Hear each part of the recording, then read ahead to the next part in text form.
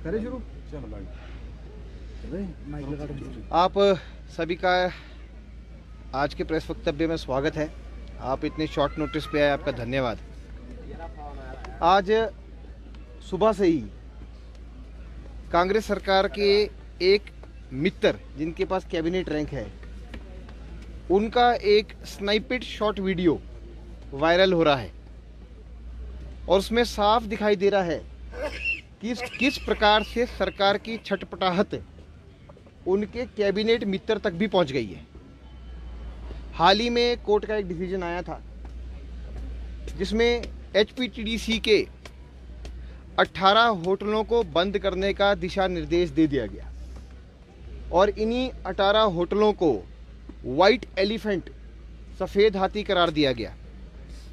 अब मीडिया जगत के लोगों में जनता की आवाज़ को पूछने का भी प्रतिबंध लग रहा है इस कांग्रेस सरकार में।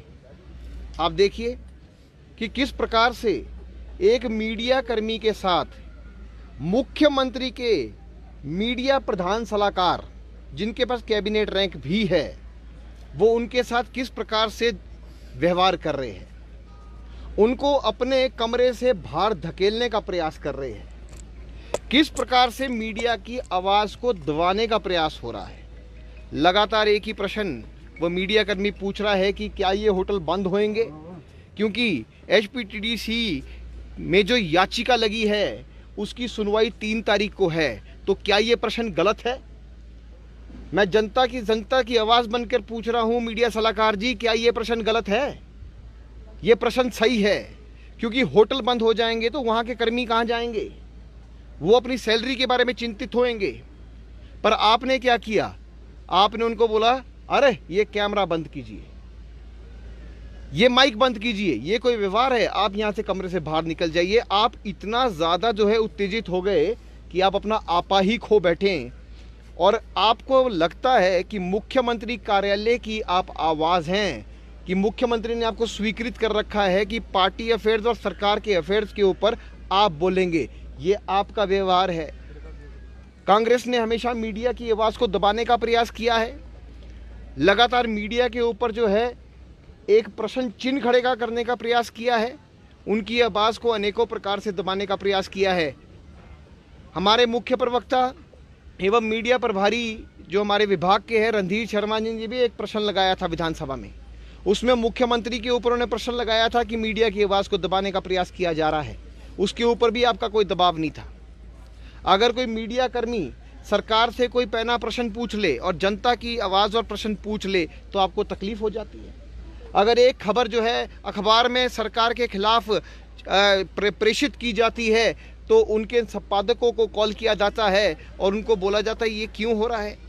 स्वतंत्र मीडिया कहाँ रह गया? मीडिया वालों का तो हम हाथ जोड़ के नमन करते हैं कि आप इस देश के जो है चौथे स्तंभ है। अगर आप ना होते तो जनता की आवाज़ ना नेताओं तक पहुंचती और ना नेताओं का संवाद जनता से हो पाता। नेताओं को घर घर जाना पड़ता। हम आप सबका जो है वो धन्यवाद करते हैं कि अपना काम बहुत अच्छे से करते हैं। और पैने प्रश्न तो किसी भी पार्टी को आ सकते हैं, चाहे वो कांग्रेस हो, बीजेपी हो, सीपीआईएम हो या किसी और प्रकार का दल हो, तो उसको रोका नहीं जाना चाहता। प्रश्न का जवाब सबको देना चाहिए। और मीडिया सलाहकार जी ने जिस प्रकार का व्यवहार मीडिया कर्मियों के साथ किया है, उनको माफ़ी मांगनी चाहिए, उनको पब्लिकली माफ़ी मांगनी चाहिए। और उसके बाद कोई घटनाक्रम हुआ है उसके ऊपर तो अभी प्रश्न चिन्ह है, पर आप किसी मीडिया कर्मी के इक्विपमेंट को हाथ नहीं लगा सकते हैं। पर आप बोल रहे हैं कि हम उसको ले जाएंगे, तोड़ देंगे, इस प्रकार की चीज़ें सुनने में आ रही है, वो ठीक नहीं है, शोभनीय नहीं है। अब तो सुप्रीम कोर्ट का भी ऑर्डर है, पुलिस प्रशासन जो है वो भी किसी प्रकार का एडमिनिस्ट्रेशन जो है वो मीडिया वालों के मोबाइल जब्त नहीं कर सकता। तो कुल मिला के जो है मीडिया की गरिमा में ही देश की गरिमा है।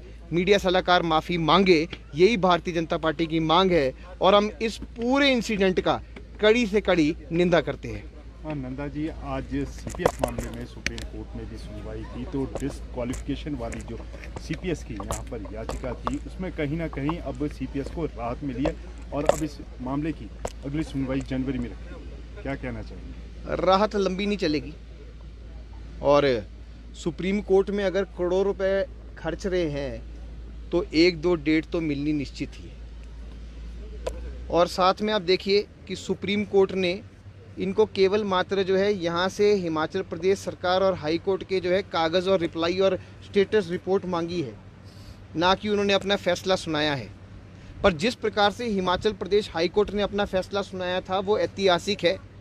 2006 के इस कानून को निरस्त कर दिया गया। 3D जो उसके अंदर प्रोटेक्शन देती थी इनके एमएलए राइट्स को, उसको निरस्त कर दिया गया।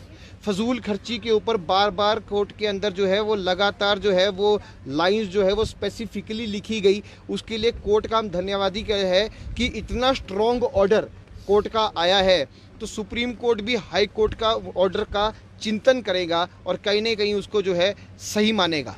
कांग्रेस सरकार जो है वो छटपटाई हुई है, उनको लगता है कि उनके नेता जो है लगातार टूटते चले जा रहे हैं। सीपीएस जो है वो फजूल खर्ची और वाइट एलिफेंट्स है जो कि सरकारी खजाने और आर्थिक बोझ के समय जो है वो सरकार को दबाने का प्रयास कर रहे हैं। वो किसी काम के नहीं हैं, ये कोर्ट भी मानता है।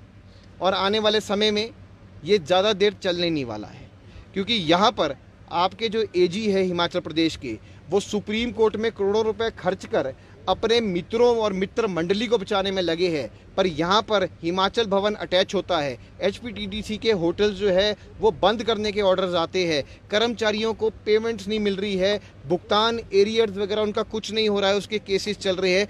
वो उनके लिए मैटर ऑफ इम्पोर्टेंस नहीं है। उनके लिए मैटर ऑफ इम्पोर्टेंस है तो सीपीएस का केस है जो सुप्रीम कोर्ट में उन्होंने लड़ना है। एजी मेरे ख्याल से जब से ये निर्णय आया है तब से दिल्ली ही जमे बैठे हैं और अभी तक हिमाचल प्रदेश आए नहीं है। और यहाँ के वकील तो ये कहते हैं कि हमें पता ही नहीं है कि कोर्ट में बोलना क्या है, कि let the AG come then we will decide what the reply has to go. इस प्रकार की वाणी जो है वो कोर्ट में चल रही है। तो मेरे ख्याल से सीपीएस का चैप्टर जल्दी ओवर हो जाएगा। ये अंतिम में ऐसा होता है कि कुछ पद जो है वो वेंटिलेटर पे जाते हैं और उसके बाद सांसें भी समाप्त हो जाती है। तो ये अंतिम समय है सीपीएस के पद का, उसके बाद कभी सीपीएस मिलेंगे नहीं।